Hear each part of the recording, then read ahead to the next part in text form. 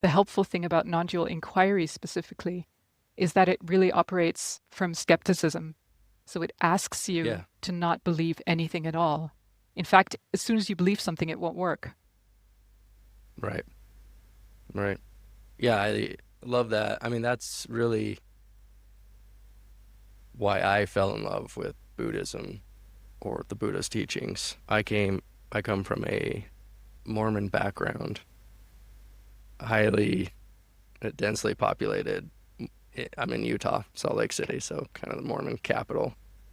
And yeah, very early I questioned the belief system, and it was kind of this pre-packaged belief system. Like, here you go, Mm. take all of this, and it's like, wait, no, I have questions, and you're discouraged to really ask questions. And so yeah, in my own search, when I have someone telling me to actually question them and to seek it and know it for myself, like, oh, okay, that's, yeah, I can do that. Mm. So yeah, yeah, skepticism is not only allowed, it's encouraged Yes, with inquiry.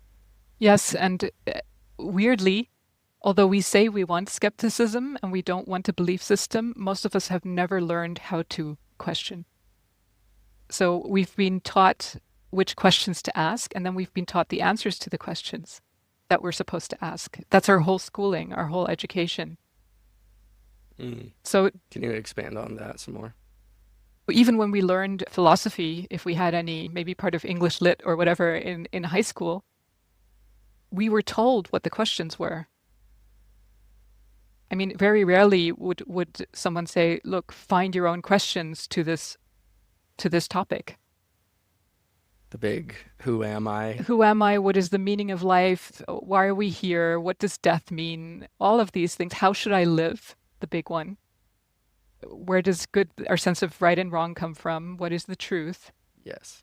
Yes. Those are the big ones. And even when we did study those, which was either in a religious context or if it was at school non-religious, it was in a philosophical, historical context, we were told what big thinkers thought about that and maybe also what type of questions they asked.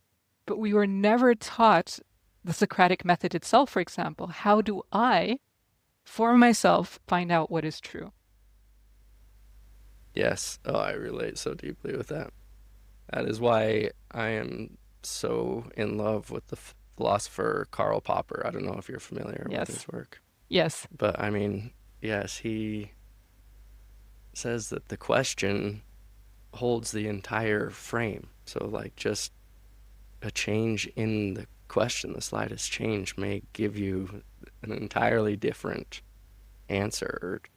It, it won't even look the same. And so, Yeah. yeah, really look to the questions you're asking, not the answers to those questions. Exactly. But yeah, I mean, with the ones you named, the like meaning, I find so many people falling into depression when they leave their faith, and it's like, well, what's the meaning to it all Mm. anymore? It's like the owls and the deer, they don't ask what big meaning they have, you know? It's like, and most of us, as we navigate our day, like when I get up, when I go get my coffee, I don't ask what's the big meaning to it. It's like, I, I like my coffee.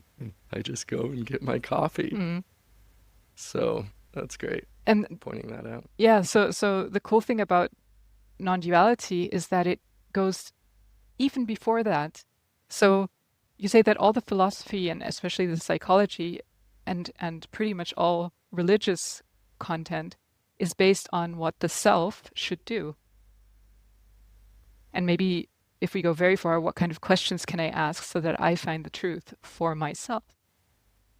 Right. Non-duality takes a step back even to that and asks, who is the questioner? Right. And then it's so it It's under this assumption that we hold at the start. yeah, so it kind of blows you open Yeah. from the back of the head, you know? Right. All the rest is Right. maybe blowing up the front of the mind, but non-duality kind of Hmm. turns it around and blows open the back end. So now you're wide open in Yes. both directions.